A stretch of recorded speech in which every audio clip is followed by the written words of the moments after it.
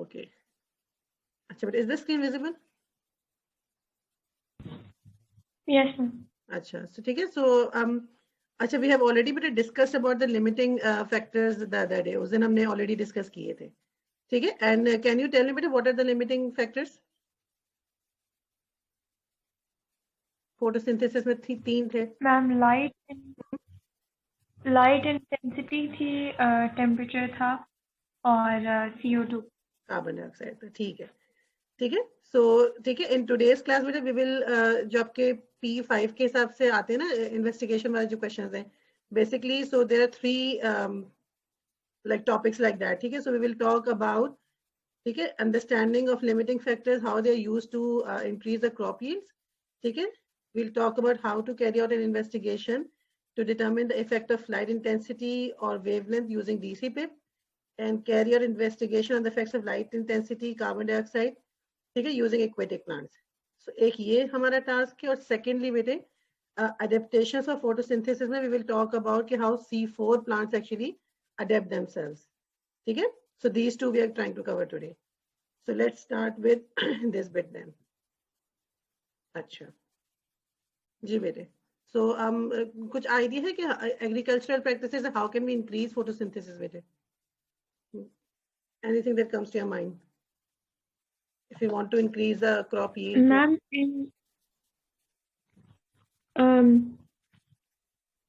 the temperature during the day I think ज़्यादा करके, और light intensity को ज़्यादा करके, ताकि कुछ भी limiting factor ना बने.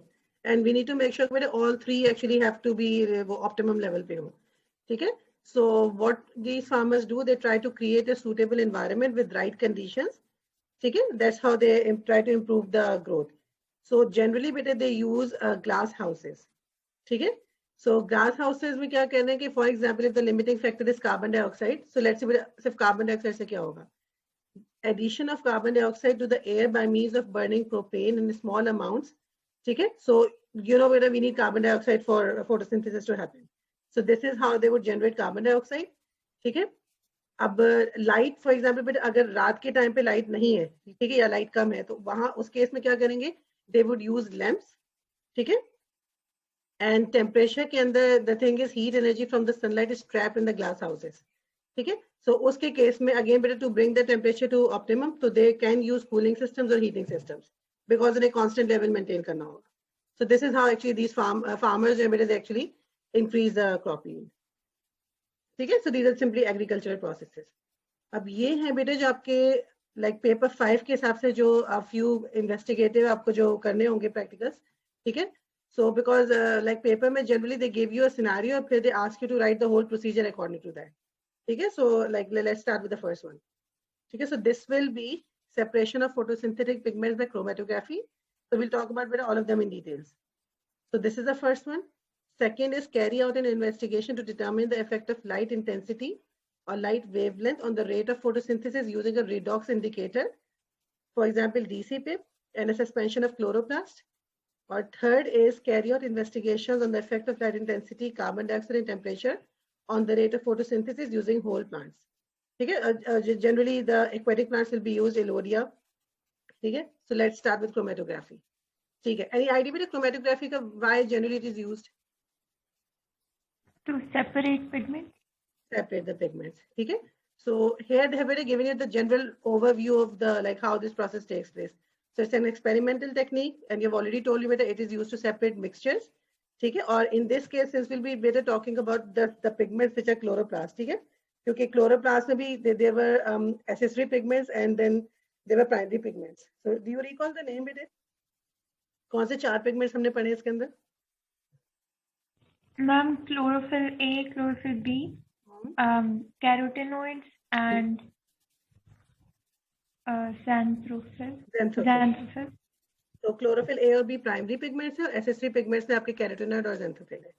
ठीक है. So what happens बेटा, अब procedure is exactly the same जो chemistry में भी तुमने O levels वगैरह में भी किया होगा. So the mixture is dissolved in a fluid or a solvent. ठीक है. And that is known as the mobile phase.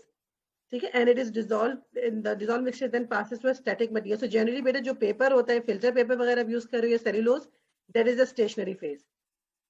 and different components within the mixture, they would travel through the material different speeds. ठीक है? So this again बेटा depends upon their solubility. जो ज़्यादा soluble होगा वो ज़्यादा travel कर लेगा, जो कम soluble होगा वो कम distance travel करेगा.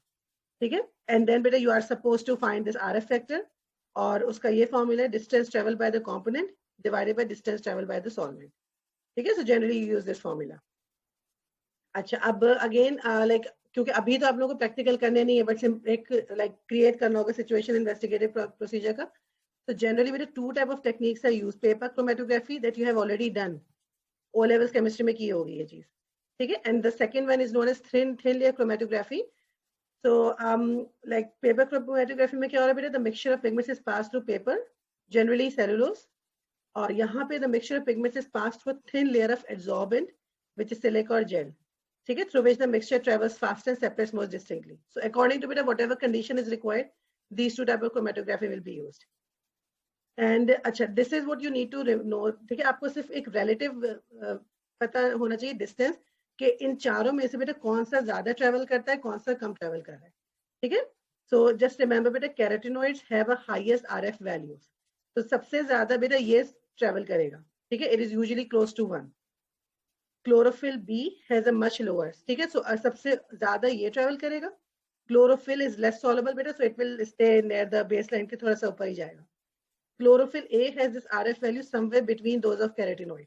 So this is something बेटा, ये आपको like different RF values बेटा relative to each other, ये आपको आनी चाहिए.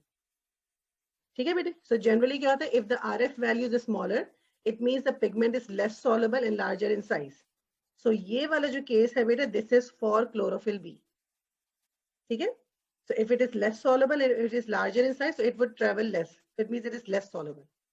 ठीक है? और carotenoid ज्यादा क्यों travel कर रहा है? It means it is more soluble and उसका size भी definitely बेटा smaller होगा. और chlorophyll A मैम इसमें xanthophyll क्यों नहीं बताया हुआ? Where है? ठीक है? Xanthophyll should be somewhere here बेटा. All right, there's a few of the exam tips that you need to remember. Make sure you learn the approximate RF values for different pigments within the chloroplast, or at least their values relative to each other. Right? This means you should be able to identify different chloroplast pigments based on their RF values alone. So just by looking at this, so you can tell that carotenoids have a higher RF value, closer to 1. Look at chlorophyll B, it's less soluble. Then we have chlorophyll A, somewhere here, and then xanthophylls over here.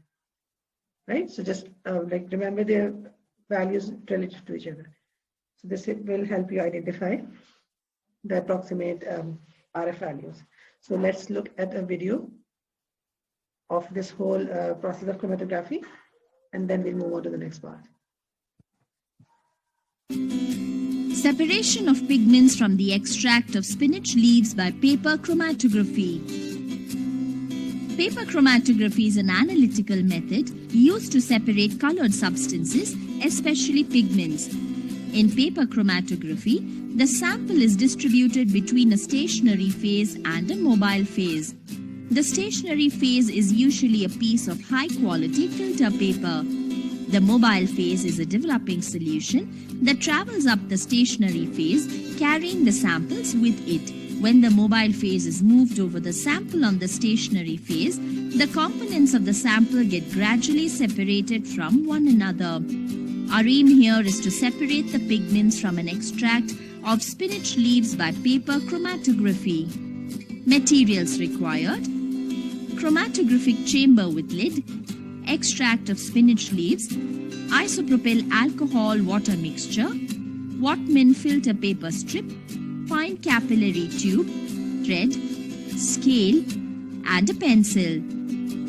Procedure: take a Whatman filter paper strip and draw a line with a pencil above 2 centimeters from one end. Draw another line lengthwise from the center of the paper. Name the point at which the two lines intersect as P. Take the extract of spinach leaves using a capillary tube. Put a drop of the leaf extract at point P. Allow it to dry in open air. Put another drop on the same spot and dry again so that the spot is rich with the mixture. Take a piece of thread and tie the filter paper with it.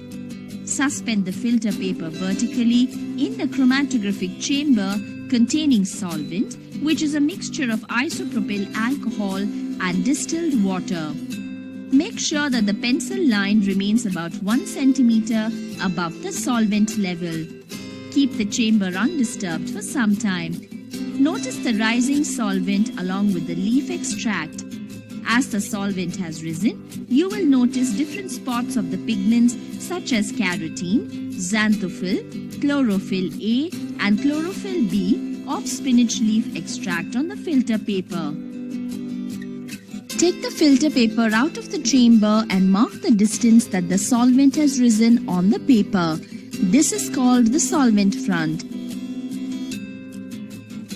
Dry the filter paper and measure the distance of the solvent front from the original line and the distance of each spot from the original line.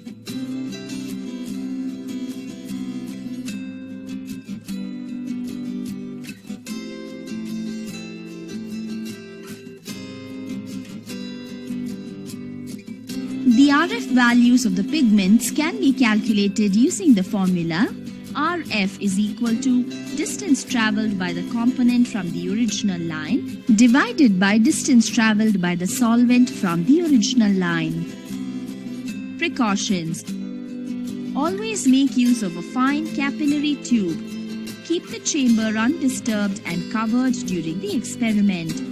The spot should be rich with the sample. All right then. Another way through which the rate of photosynthesis can be investigated is by using redox indicators. So if you recall, while we did the light dependent reactions, so they were taking place actually in the thylakoid membrane, right?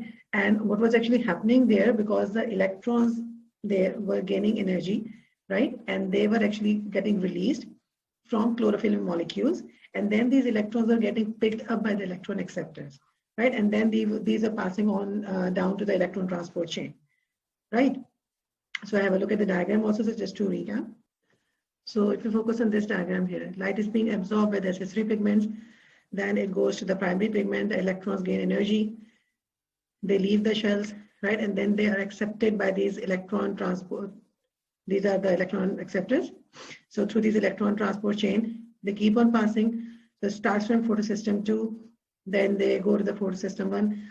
Again, they get excited, leave it. And then finally, these electrons are accepted by NADP, which gets reduced to NADPH, right? So this is actually the electron acceptor here. This NADP is the electron acceptor. But what we are doing right now is that in its place, we are using an indicator, which is DC-PIP or methylene blue.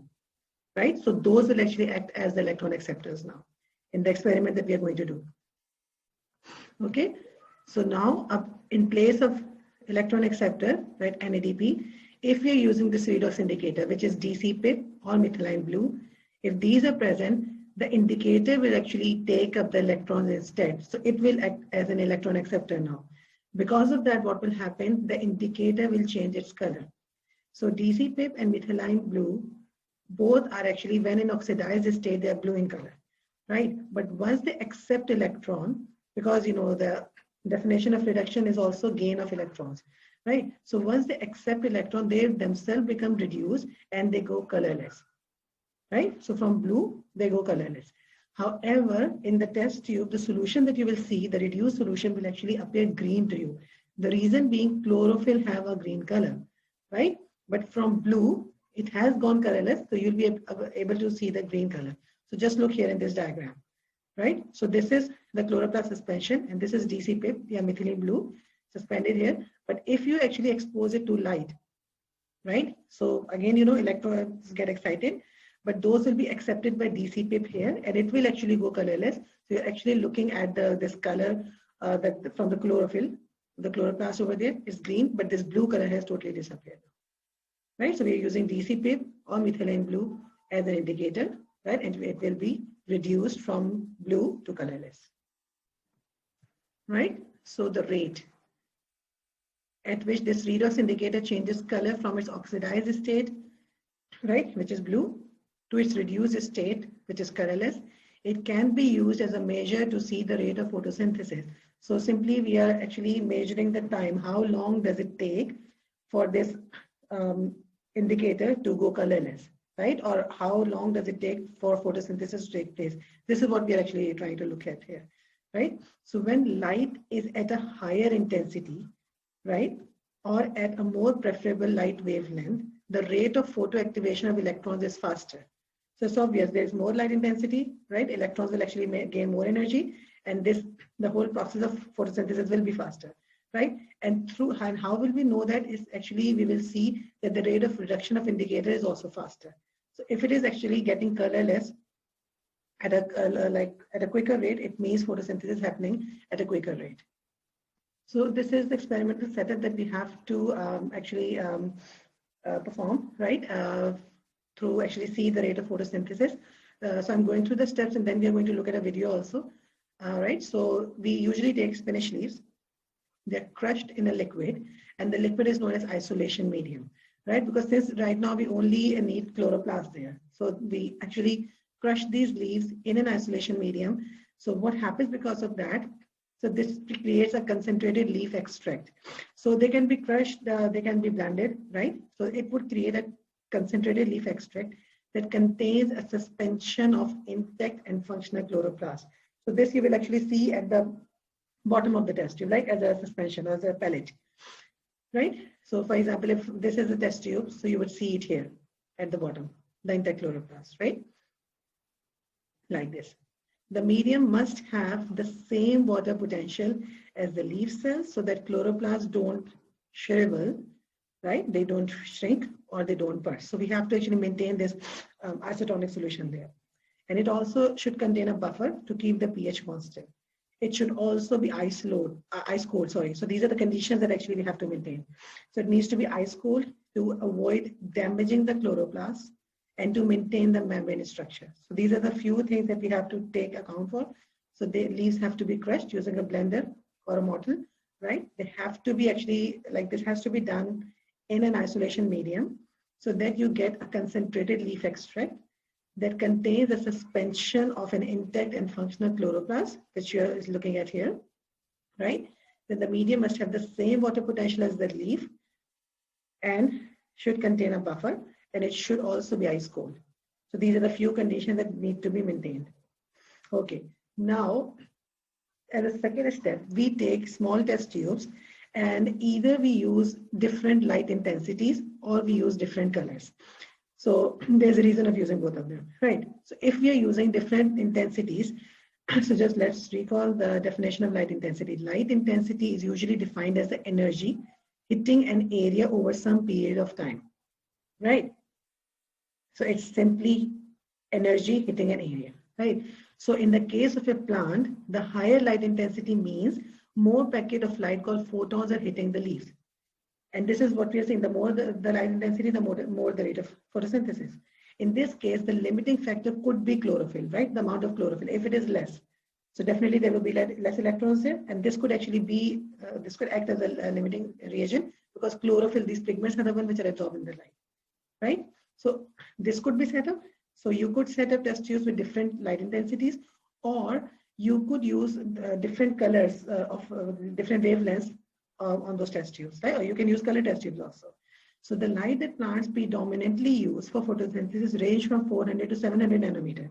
So we know that they absorb blue light and they absorb red lights, right? So this is the range during which they absorb light, and these are the ranges at which the rate of photosynthesis is also more. So this range is referred to as photosynthetically active radiation, and this includes red, blue, and green wavelengths of light shining at them. Right? If different intensities of light are used, so if you are going with this part here, they must be all of the same wavelength, right?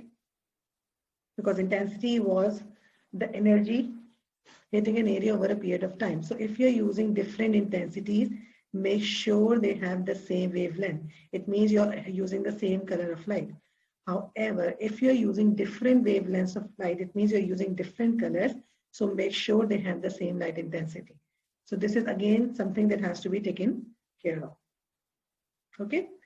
Now, once this test tube is set, step 3, now DC pip or methylene blue indicator is added to each of the tube, as well as a small volume of the leaf extract. So you have those test tubes, you put the leaf extract there as well, plus you add methylene blue there. Then you record the time actually that takes for the redox indicator to go colorless. We record that time, and this actually tells us the rate of photosynthesis. The quicker they go colorless, it means the rate of photosynthesis is more. Okay. So a few questions might also be like coming in your mind. So let's just discuss these, and after that we are going to watch the video of how this experiment is actually performed. So yes, we discussed how this solution has to be ice cold. So what's the reason behind that? It actually is done to slow the activity of the enzymes, which could damage the chloroplasts that were released from blending the spinach leaves. Remember, while we were blending them, so definitely the whole leaf was being broken down. So the other enzymes also, and we want to slow down the activities of the other enzymes also. Okay, you do not want the chloroplast to get damaged. Secondly, why must the isolation medium be an isotonic solution? So isotonic means the solution has the same water potential as the chloroplast, therefore will prevent the chloroplast bursting or shriveling. So we have also discussed that also. So we need to make sure that this isolation medium is an isotonic solution, right? Okay, another question would be, why were the spinach leaves blended? So they were blended actually to release the chloroplast by breaking open the cells, right? Okay, then we also filter the blended spinach, right? Because there are large pieces of cell debris also, we have blended it, right? So we need to remove those. There can be other organisms also in the cell, definitely. So we need to remove those. So we actually filter that. Then ammonium hydroxide and other electron accepting chemicals are used as weed killers. Suggest how these may kill the weeds, right? So this actually slows down the light dependent reactions. So if the light dependent reactions are slowed down, it would slow ATP and NADPH production. So you know that these are the two products that are formed in light dependent reaction. Without ATP and NADPH, the light independent reaction would stop, right? Because these are the two actually that go and they're used in the Kelvin cycle, right? So they would stop and organic substances will not be produced, right? So that's the reason they're used to kill the weeds. Got it? So these are a few questions answered, and now let's go and watch the video so you'll understand how this procedure is done. I'm going to show you how to do an investigation into the effects of a named factor, and the factor we're going to change today is wavelength or colour of light, on the rate of dehydrogenase activity in extracts of chloroplasts. Now this is quite a famous experiment known as the Hill reaction, after Robert Hill from University of Cambridge, who first developed this technique to investigate actually the light dependent reactions of photosynthesis. Now just to remind you what the light independent reactions involve, basically we have the release of electrons from chlorophyll. The electrons then flow down an electron transport chain from photosystem 2 there to photosystem 1. Ultimately the electrons end up reducing a coenzyme called NADP along with hydrogen from water to form reduced NADP, and this is one of the products of the light dependent reaction needed for the light independent reaction. Now in this experiment we're actually going to use a blue chemical, very bright blue chemical there you can see, called DCPIP, and DCPIP is going to take the place of our of our coenzyme here of NADP.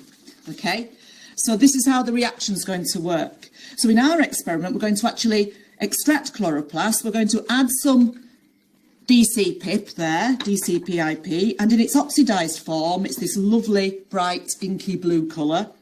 But when it starts to become reduced, as it picks up these electrons, it will form reduced DCPIP, which is actually completely colourless, so it will decolorise.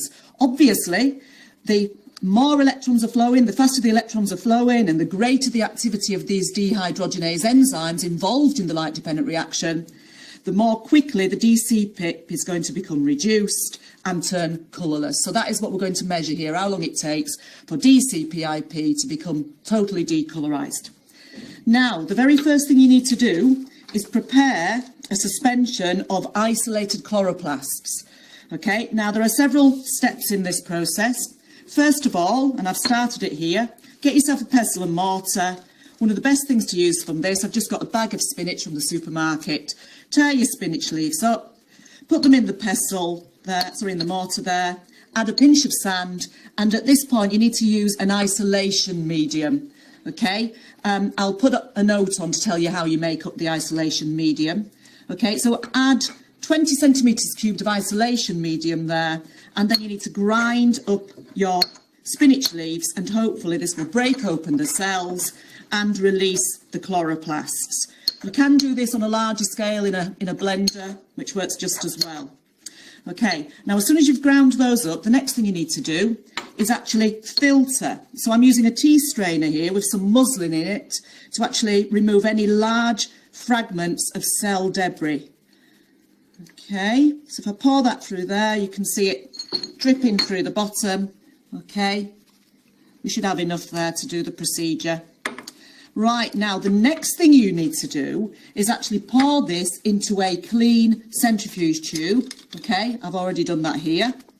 And you then need to place it in your bench centrifuge and spin it at high speed. And I find with my centrifuge, 8 minutes works. You're spinning it until you can actually see a nice clear pellet has formed containing the chloroplasts. Okay, so I'll show you that now because I've already made one of those. Right, so I'm going to get rid of that. So in my centrifuge over here,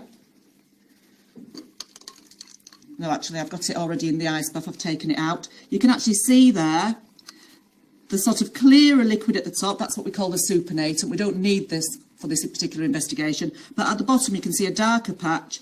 That's what we call the pellet, and that's where the chloroplast will be. So the next thing you need to do is actually just get rid of the supernatant, so decant it off into a waste beaker. Okay, and you're then going to resuspend the pellet. So for this you need to use about 3 centimetres cubed of isolation medium. So into there, and get yourself a glass rod, right, and just resuspend the pellet. Okay, now straight away this needs to go onto ice, and in fact all of the apparatus and solutions that you use in this procedure should really all be ice cold. Okay, so you can either stand it in an ice bath like that, or I'm actually going to pour it into a little beaker that's in a beaker of ice there. Okay, so that is my chloroplast suspension. Now, what you could have done while you were waiting for the chloroplast to spin in the centrifuge, you know, for the leaf extract to spin, is actually prepare your experimental tubes. Okay, so to do this, you need 6 test tubes and you need to label them A to F. Okay, and F you need to cover in foil because this one is our control. It's going to be kept in the dark. Okay. Now, the next thing you're going to do, once you've made your chloroplast suspension, is turn down the lights. You want everything dim now, because as soon as you start exposing these chloroplasts to light, you know, you're going to start and get the light-dependent reaction taking place. So we're now going to use different size syringes to add different volumes of chloroplast suspension, DC pip, and isolation medium to our different tubes. So in tube number 1, for example, I'm going to use a small syringe there to add, let me just measure it out, 0.5 centimetres cubed of chloroplasts. Okay, and to that one, I'm simply going to add 3 centimetres cubed of isolation medium. Okay, now test tube A is quite important because we're not going to put any DC pip in there. That is what the chloroplast will look like at the beginning, you know, if the DC pip had already decolorised, if there's no blue colour in there. Right, if you follow the instructions now, then in the rest of these tubes, you're going to put 0.5 centimetres cubed of chloroplast extract in each one, okay, including the one that's wrapped in foil, and you're going to add 3 centimetres cubed of DC PIP to each tube. And as I said, it's really important that you limit their exposure to light. So I've actually set this up earlier. I'll just show you now. Just let me grab them out of the cupboard. If I can find the right cupboard. There they are. Okay, so this is what they'll look like at the start. Okay, now what we're going to do here is vary the light that they're exposed to. So tube A, as I said, is for comparison. It's got no DC pip. Tube B, notice we're just going to leave it and we're going to expose it to white light. Tube C, D and E, we're going to expose to different coloured light. And a very easy way to do this is to buy yourself some coloured filters and make them into kind of little tents like that. And then you could just sit those there in front of your tubes, because you're going to stand them in front of a lamp. Okay, so as soon as you've got those like that, you need to now position that in front of a bench lamp and you need to start the timer. I've set that up over here. Okay. Right, now then, I'm going to show you the results that you could expect to see. So let me get the one I set up earlier. Okay. So this has been in front of the lamp for about 5 minutes already. So this is tube A there, you can see that's just got chloroplast suspension and isolation medium. I'm going to remove the filters so you can see the other tubes. Okay, and I'm hoping that already we've got some kind of change. So well, the best thing is, this is your control, this is for comparison. So if I remove the foil from that, this is what the mixture looked like before it had been exposed to light at all. So if I remove that from the foil, okay, and then we can compare it to our other tube. So tube B, and you can see it's quite a lot greener because the blue, the DC pip in that tube that's exposed to white light is starting to decolorise. Okay, it's starting to become reduced and decolorise. Okay, if I take that tube C as well, at the minute there's not much different because that will take a little bit longer. That was the one in the blue light, sorry, no, in the red light. Okay, do you see? So all along we're comparing now to the control. Okay, so the key thing is you need to record the time that each tube reaches the same as your comparison tube, tube A. Okay, that will mean that the DC pip's completely decolorised. These are the kind of results that you could expect. Okay, so obviously we've got no change in tube A because that's just our comparison tube. Tube B, white light, 451 seconds it took to decolorise to start to look exactly the same as this. Okay, when I did the experiment. With the red light, it took slightly longer, 758 seconds. And then with D, with the blue light, 1,332 seconds. And actually, when I did it, I found that the green light and obviously the no light at all actually still had not decolorised in the 30 minutes that I allowed. Okay.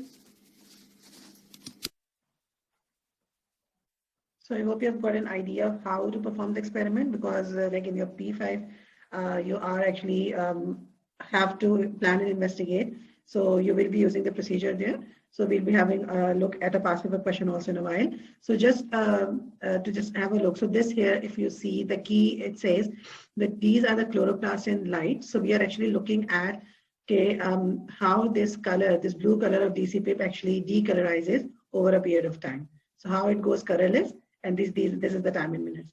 So if you look at the first one, these were the chloroplasts which were exposed to light. So look at the time. So it took them around 5 minutes, right, to get decolorized, right? Now this one is actually the one, if you remember from the video that we just watched, the one that was kept in the foil. So it was kept in dark. So you can see this line here because definitely it was the time till it was kept in dark. And then if you're actually removing the foil paper and actually exposing them to light again, then they would again, like the DC pip would decolorize. And then, but see, if you just follow this line here, so just look at the time. So let's say this is 5 minutes. So, and then these are like more than around 16 minutes. So 16 minus 5, it gives you around 11 minutes, right? So it takes a little longer for this DC pip to decolorize. The reason being that actually it takes, these chloroplasts will again take some time to actually, because gain some energy, and then they would start photosynthesizing, right? So it takes a little time for them to readjust to the new environment because they were kept in the dark and now they are actually exposed to light. It will take them time, they will take some time to readjust, right? But then again, the DC pip would decolorize eventually. Got it? So let's see one final exam tip, and then we are moving on to the past paper question.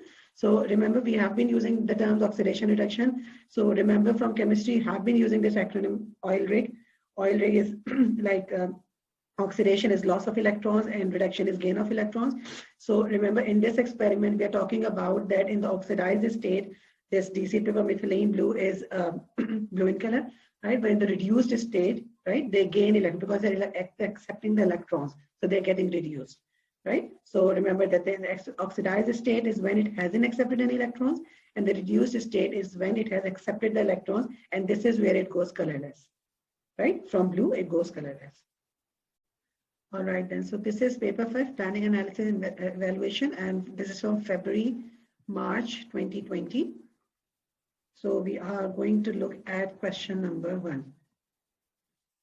All right then. So let's try to understand the question. So here they're saying seaweeds are photosynthetic multicellular organisms which are found on the coast of many parts of the world, and they are of these colors: green, brown, and red. So we have been given 3 colors here: green, brown, and red. So during a field study, some students observed that differently colored seaweeds grew at different distances from the highest part of the shore reached by the sea, which is the high tide line. So this is what they saw. These are the different colored seaweeds. They grew at different distances. This is what they noticed. They grew at different distances from the highest part of the shore. So this is the high tide line, right? So from this high tide line, they are growing at a different distance. So green seaweed, this is where it is going, then the brown seaweed, and then the red seaweed. So this is what they noticed. Okay, so this figure shows the distribution of these differently colored seaweed. So this is what we can see: green seaweed, then the brown, and then the red. All right then. The students were asked to compare the action spectra of differently colored seaweeds. So when we talk about action spectra, we are talking about the rate of photosynthesis. So if you look at this graph here, this is the action spectrum. So we have this relative photosynthesis rate. So this is the rate of photosynthesis against the wavelength of light. Right, so you're looking at this part of the graph here. So this part shows the rate of photosynthesis. So the rate of photosynthesis is quite high in the area of the blue light, right? And in the area of the red light also, right? So maximum photosynthesis actually takes place in these areas, right? Now in the green part also, it is not that photosynthesis is not taking place. It is taking place, but at a lower level. Because the thing is, like, yes, the chlorophylls are not there, but the carotenoids are there, right? So they would be photosynthesis would be taking place there, but at a lower rate. So maximum photosynthesis is taking place at these, the blue area and the red area. This is the action spectrum, right? And this is the absorption spectrum, which is actually telling you actually at the different wavelengths of the lights which are absorbed by these different pigments. So there you can see for chlorophyll A, you can see the graph of chlorophyll A, so it is absorbing this blue light as well as the red light. It is not absorbing the green. Then you can look at this one, the green one here. This is for chlorophyll B, right? And then you can look for the carotenoids also, right? So these absorption spectrum is a graph showing different wavelengths of light absorbed by different pigments, right? And these are quite relatable also. So like since the rate of absorption is more there, so you can see the rate of photosynthesis is also more. Action spectrum is actually telling you the same thing, right? So these are the areas where most of the photosynthesis is also taking place, right? So it is the effectiveness of different wavelength of light in photosynthesis. And we just saw that that's maximum photosynthesis occurring in the blue and red light, right? Okay, let's go back to a question and then relate this to that information there. All right then. So they were asked to compare the action spectra of differently colored seaweeds, right? So we are actually looking for the rate of photosynthesis. We have been given 3 differently colored seaweeds.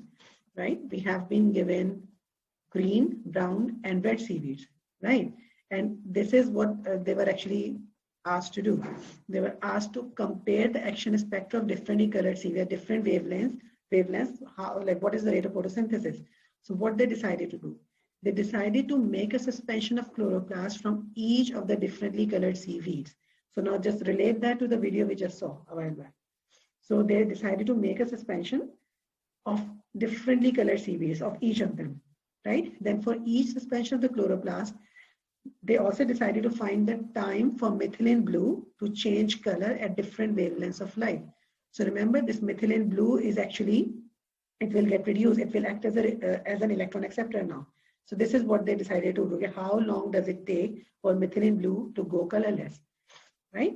So methylene blue is a redox indicator, right? It's a redox indicator that changes color from blue to colorless as a result of reactions of light-dependent stage of photosynthesis, the one which is taking place in the thylakoid. So first up, they're asking you to state the independent variable and the dependent variable in the experiment to find the action spectrum of green seaweed. Remember, we are looking for action spectrum of the green seaweed right now. Okay, and action spectrum, as we just saw in the graph also, it is actually the area where most of the photosynthesis is taking place. So this part here, right? So most of the photosynthesis is taking place. So they actually were looking for the green seaweed, right? Okay, so coming to the independent variable. Let's look at what they decided to do again. So they made a suspension from each of the differently colored seaweeds. Okay, they were of different wavelengths.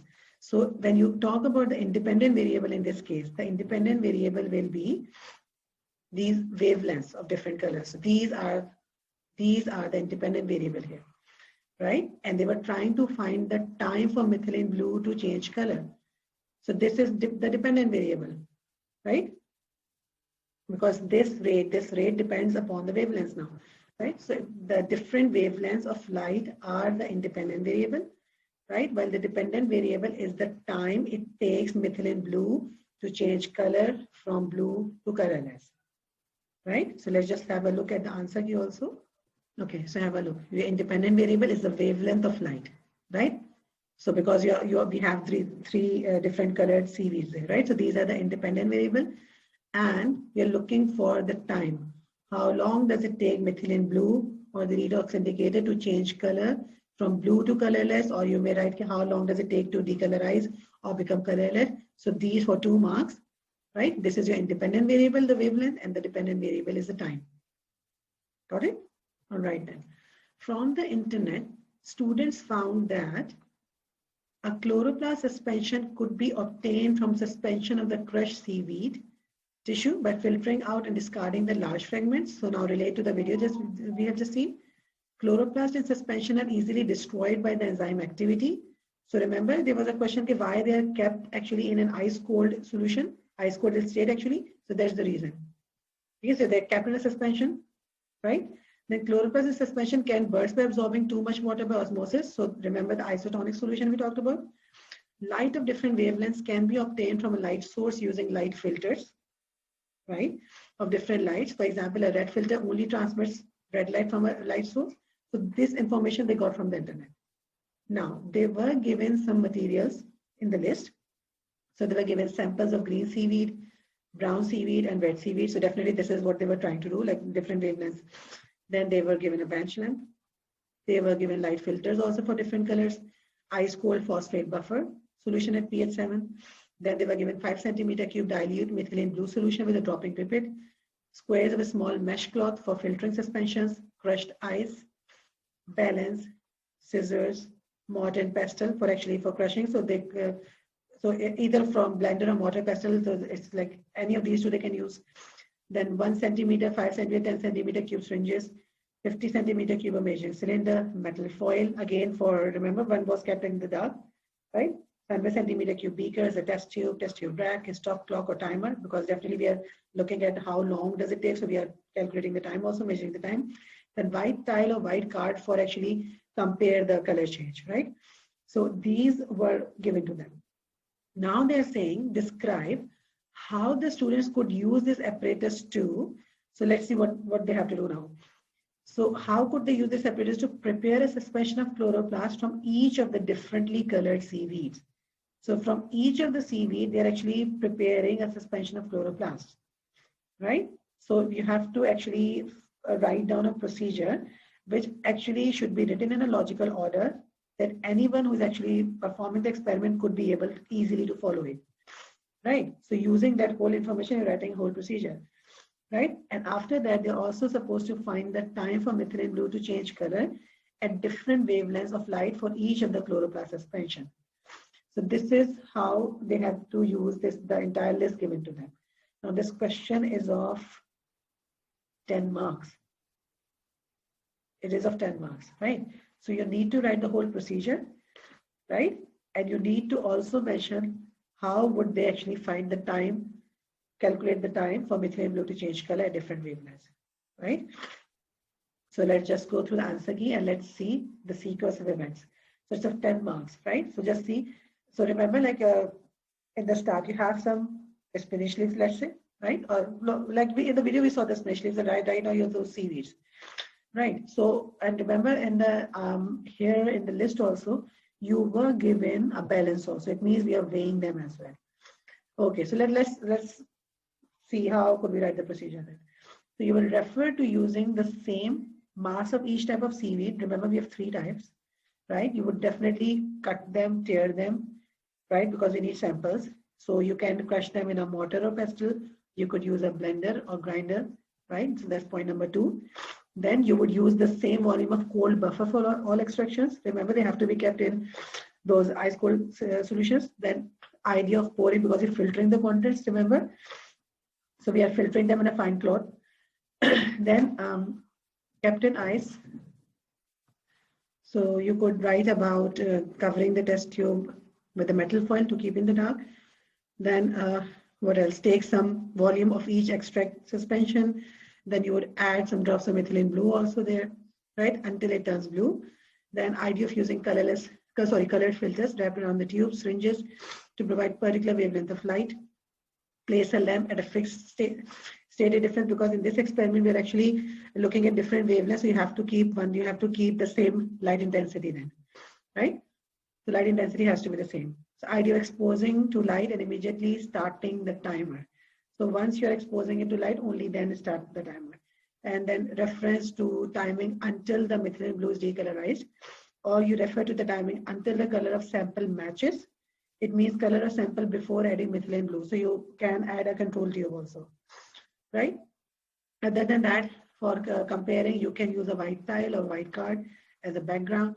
Then idea that the procedure is repeated for each seaweed and for each colored filter of wavelength. Remember, we had 3 colored seaweed there. Then reference to 3 measurements for each procedure, and then taking a mean, right? And then definitely with a reference to low risk. So these are the few points. They have given you 16. They're asking you to write any 10 of these, right? But it has to be written in a logical order that anyone could follow. Clear? All right then. So next part of the question says, describe how the student could use their results to find the action spectrum for each of the differently colored seaweeds. So remember, action spectrum is actually a graph where we are looking at the rate of photosynthesis, right? And the rate of photosynthesis, actually, they are calculating the time, right? So have a look at this again. See, this is what they have to show their results, right? So they should draw a graph, right? Where they would definitely tell actually how long does it take. So they're actually calculating per unit time, how long, what is happening. And then they should actually plot the readings here to show that where is the rate of photosynthesis most at, right? So they have to draw the action spectrum by plotting all the, because it's calculating the time, right? Because here they're actually calculating how long does it take for DC tape to decolorize. And we have been given 3 different wavelengths, right? So they should calculate the rate, right? So they should calculate that. Along with that, they should actually plot it against the wavelength, right? Because the rate of photosynthesis, right? So the rate of photosynthesis, and they should be actually plotting it against the wavelength. They have been given different wavelengths, right? So it is starting from blue, and because we have blue till red, so you can start from, let's say, something from around 400 nanometer to 700 nanometer, right? And they have to actually plot the action spectrum. So according to their readings, they should plot the graph, right? So how should they show their results? So this is how they should show their results. They should calculate the time, right? And how long does it take this methylene blue to get decolorized? And then they should actually plot it against the wavelength, and they should draw a graph, right? So for 2 marks, again, this is how they should actually show their results or use their results to draw the action spectrum, right? Okay, so in part C, there's another experiment. They used a thin layer chromatography to separate the chloroplast pigments from each of the differently colored seaweeds. So remember, we have 3 different colored seaweeds. We have green, brown, and reds. And they actually used thin paper chromatography, thin layer chromatography. So say they actually saw how these pigments separated, right? So you can see, and let's look at what they're asking us. So now they're saying compare the chloroplast pigments present in all the 3 differently colored seaweeds. So when we compare, we are going to talk about all 3 of them. So this question is of 2 marks. So let's see what we observe here. Okay, the first and foremost that we notice is that orange pigment is found in all those three. It's found in the green seaweed, the brown and red seaweed, along with blue and green, right? So this is one similarity between these two. Then orange and blue-green pigment, both of them, orange and blue-green, these are present in all three seaweeds, right? Okay, what else do you notice? Okay, now the green pigment, you can see here only in the green one, right? So let me just use this green color. So this green pigment, we are able to see in the green seaweed along with the yellows, because yellows and greens are not found in any of the, they are not in brown, they're not in red, right? So green seaweed has yellows and greens. Okay, let's look at the brown seaweed. Now the pale green and orange brown, they're only found in the brown seaweed, right? So let's use this here, right? So you can see the pale green as well as orange. It is only there in the brown seaweed. And then coming to the red one, red has, this red pigment is only present in the red seaweed. It's not present in any of these. Then one more thing you can notice that the red is actually the least soluble. So it is actually closer to the baseline. And if you compare that with the orange, orange has traveled the most, so it has the most solubility. So most soluble is this orange pigment and the least soluble is this red pigment, right? So they were asking us only 2 points. So we have covered a lot of them. Let's see, let's tell you the answer key. So here they're saying you need to write any two from, yes, all the seaweeds have blue, green and red and orange pigment. So this we noticed. So this was the common. Both of these were common in all of those three. So that's your point number 1, right? So all is underlined. Then only green seaweed has yellow-green pigment. So this we also noticed. So if you look at the green, so only the yellows and the green was only there in the green seaweed. Then only brown seaweed has orange brown or pale green pigment. And this we also noticed. The pale green and orange brown, they were only there in the brown. And then only red seaweed has a red pigment. We also noticed that. And then correct common and comparison of number of pigments present between seaweeds and reference to comparison of solubility between pigments. Like red pigment is the least soluble and orange is the most soluble. So we saw that also. So this is the red one, only present in the red seaweed, then less soluble. And if you compare them with orange is the most soluble, right? So you could use any of these two. It's just of 2 marks only. Okay, and let's come to this part now. Okay, so the students suggested that brown seaweed and red seaweed, brown and red, they can photosynthesize in deeper water than the green seaweed due to differences in their pigments. Okay, so now they are comparing the brown and the red. They are saying they can photosynthesize in deeper water than the green seaweed. This is what they suggested. Okay, so there is a difference in the pigments. The students based this suggestion on the observation in the figure 1.1, so which was the first one at the top. Let's just look at it one more time. So they based their suggestions on this diagram here. They said that the brown and red, they actually photosynthesize at a deeper level as compared to green. So looking at that, this is what they suggested, that they would actually say photosynthesize more in deeper water levels as compared to green. Okay, so that's fine. So it's there in the diagram also. So this is how they suggested. And they also actually use this information from figure 1.2. And this is actually the chromatogram that we actually have seen. So they base their suggestion on these 2 figures, the first figure and the second figure. Okay, so the brown and the red, they are saying that they would photosynthesize in deeper water levels. Okay, let's see what's next there. So they found the wavelengths of light absorbed by each of the different chloroplast pigments that are shown here, right? So of all the different chloroplasts, they found the wavelengths. And this graph and this table actually shows you different ranges. So you can see here orange color, blue, green, green, pale green, yellow, orange, brown, and red. Okay, then I'm only highlighting the three colors that are given to us: the brown, the red seaweed, and the green seaweed. So let's highlight only these, so we focus there. So we have this red, we have this orange brown, and we have this green. So let's highlight these also. And these are the wavelengths at which actually they photosynthesize. So green, you can see it actually has these two extremes. So it can photosynthesize at a shorter wavelength, and it can photosynthesize at a longer wavelength also. So we have been given two ranges here. Right? So this is the range for orange brown, 390 till 580.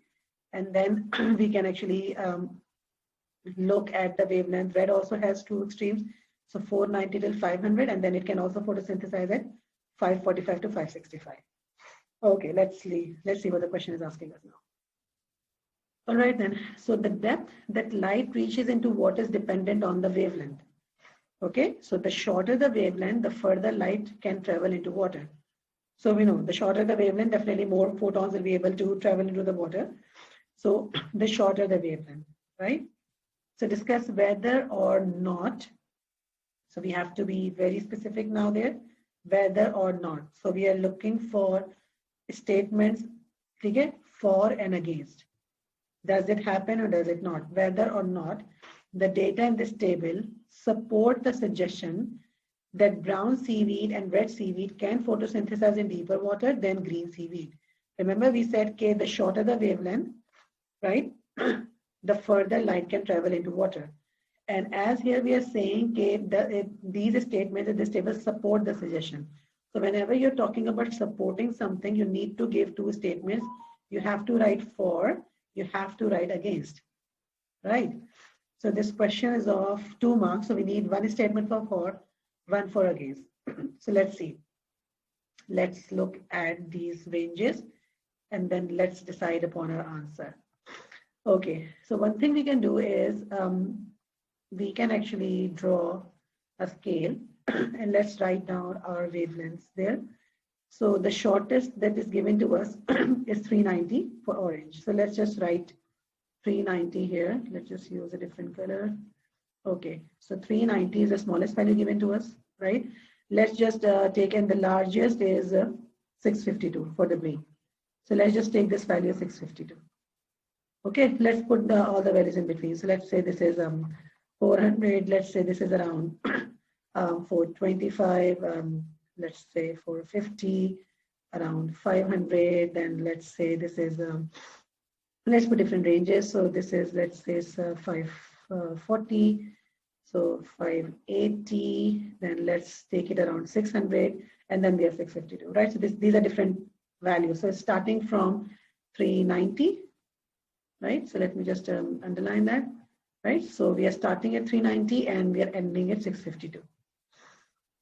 All right then.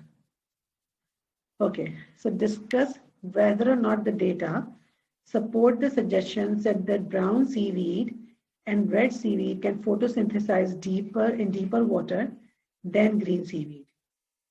Okay. So let's look at these ranges one more time. Okay then, so something that is actually supporting this statement is this. Look at the wavelength. If the wavelength is longer, we know the light would not be able to travel further, right? Because the shorter the wavelength, the further light can travel into water, right? If you look at the ranges here, even for red, we have 565. Right? So, and you can look at the shorter wavelength here also, and then you can look at the same for orange brown here, right? So something that is supporting this idea that brown seaweed and red seaweed can photosynthesize in deeper water than green seaweed. So let's just look at this part. The shortest wavelength here is for orange brown. Right? And green, actually, if you look at this part, is starting at 420. It is starting at 420 here, somewhere here, right? So green is somewhere here, right? But the orange one actually could photosynthesize at this stage here. So it has a shorter wavelength, it could actually, light would travel far faster, so further, so definitely it would actually be able to photosynthesize in deeper water. So yes, this holds true for orange. Let's look at the red one also. So the red one has this range of 490 till 500, right? So red would be somewhere here. So 490 could be somewhere here. So let's just use a different pen here. So red is somewhere 490 till 500. So till this part here.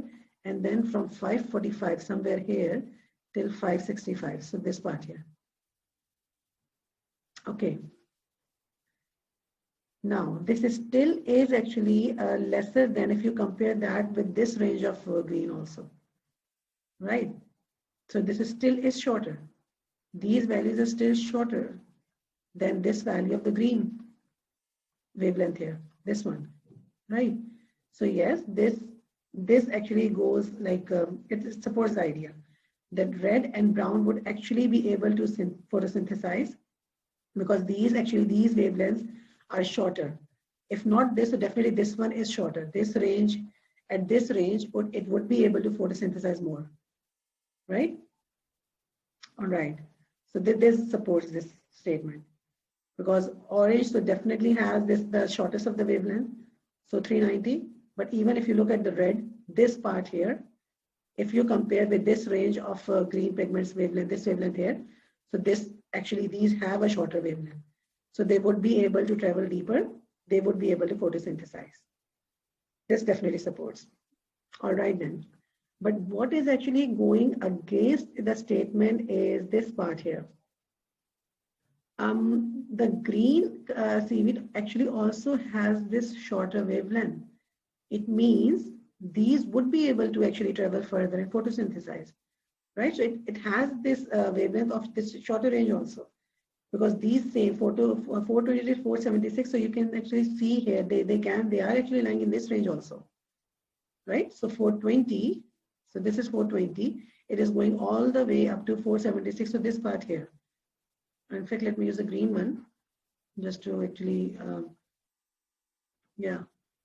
So around it is going from around 420 till how long? 476 till here.